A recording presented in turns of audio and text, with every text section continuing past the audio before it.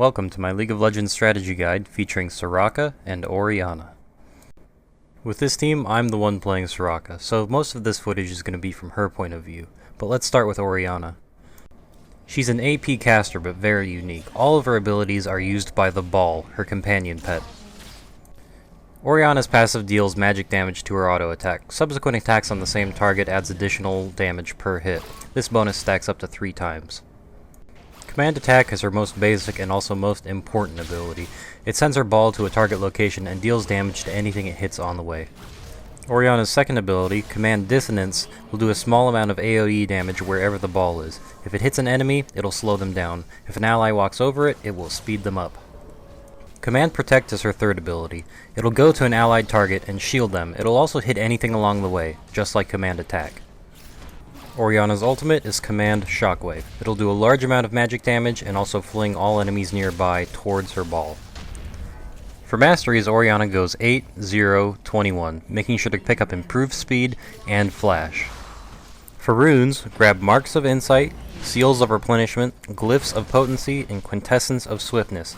Most of that stuff is pretty standard for an AP caster, but the Quintessence of Swiftness increases your run speed, which is going to allow you to chase enemies or kite them. Typically, you'd see Orianna get Clarity as one of her summoner spells. Her abilities cost a ton of mana, but since we're laning with Soraka, we don't need it.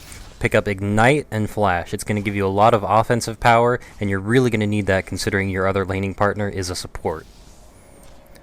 Since you're laning with Soraka, you have to be aggressive. That means more often than not, you're going to be the one getting hit. Start off with a Ruby Crystal to increase your health. It's going to give you more survivability, and it's going to ensure that Soraka can heal you before your opponents get off too much burst damage. Your next priority is a Catalyst the Protector. Later it's going to build into a Rod of Aegis, but more importantly, it's going to take a lot of the stress off Soraka's job, healing you and giving back mana every time you level up.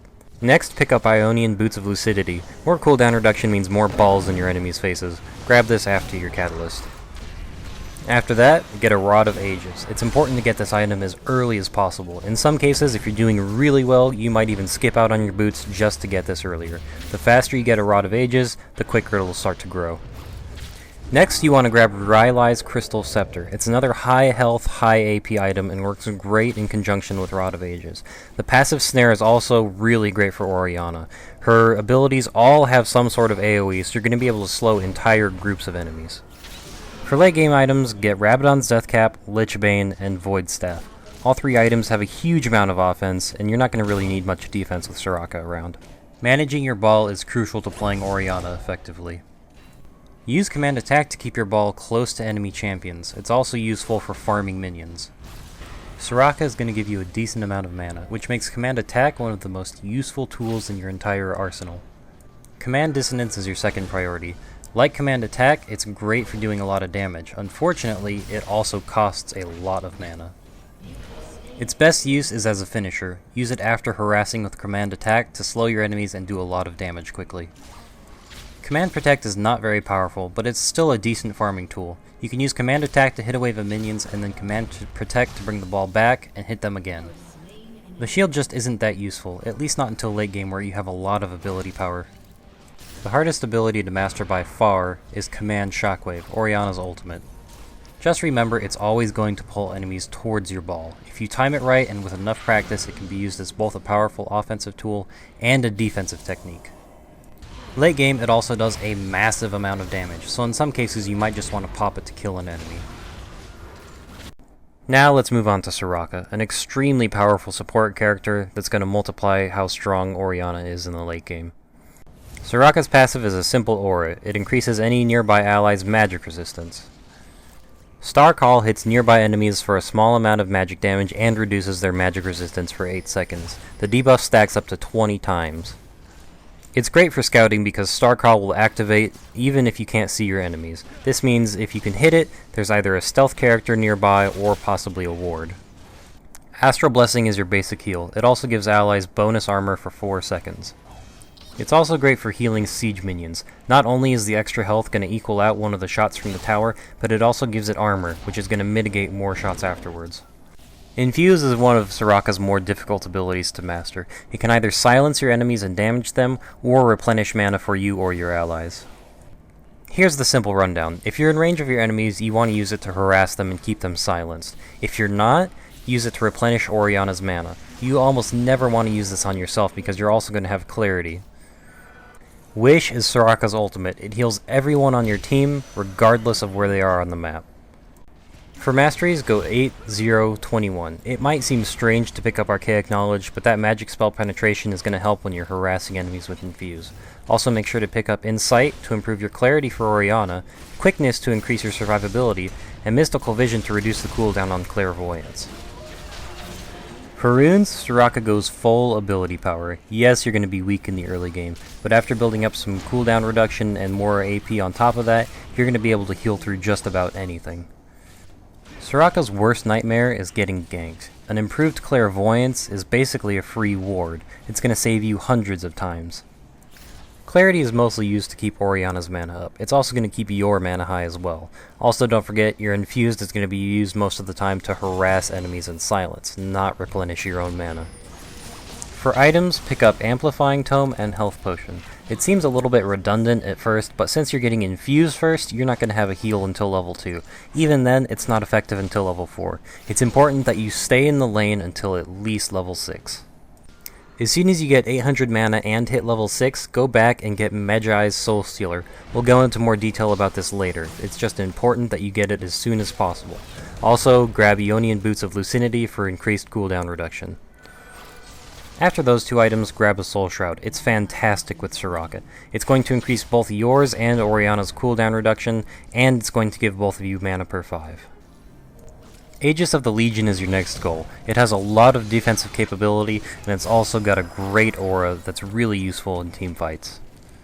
If you make it to late game, pick up an Abyssal Scepter to decrease the magic resist of nearby enemies. Also grab a Will of the Ancients. The spell vamp is really going to help out Orianna.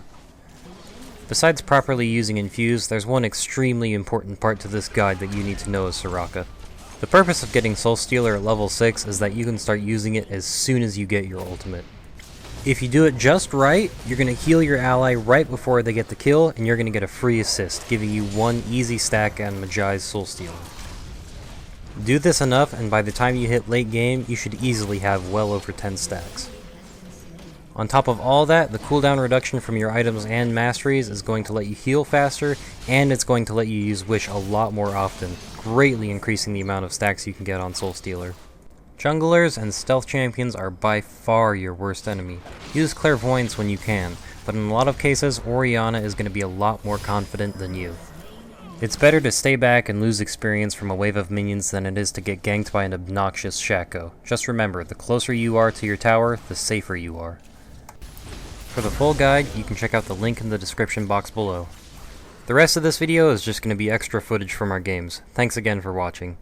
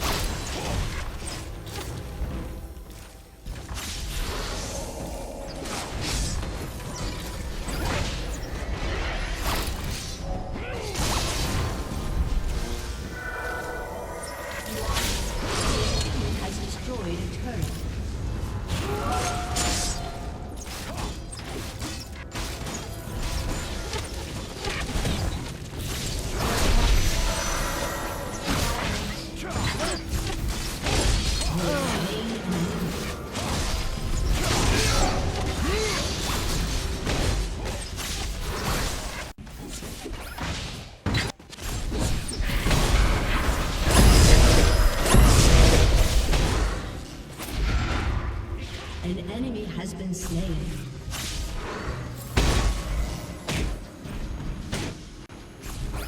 Enemy rampage.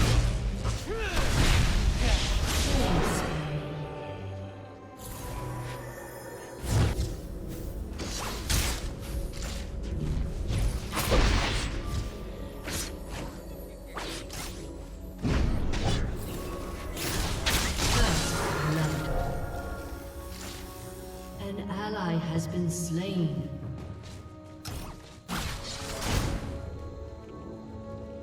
An enemy has been slain.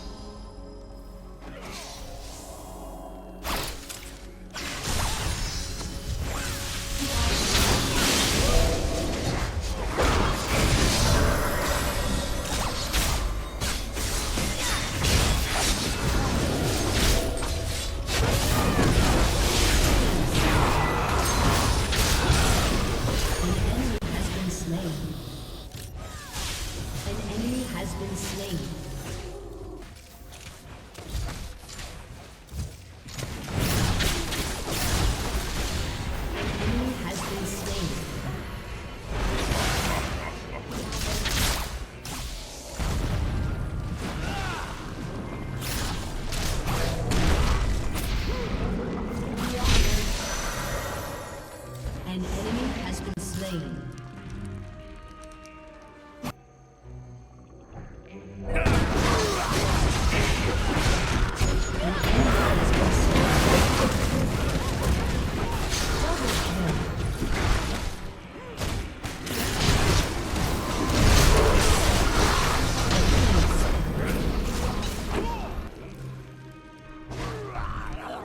Double kill. Your team has destroyed a turret.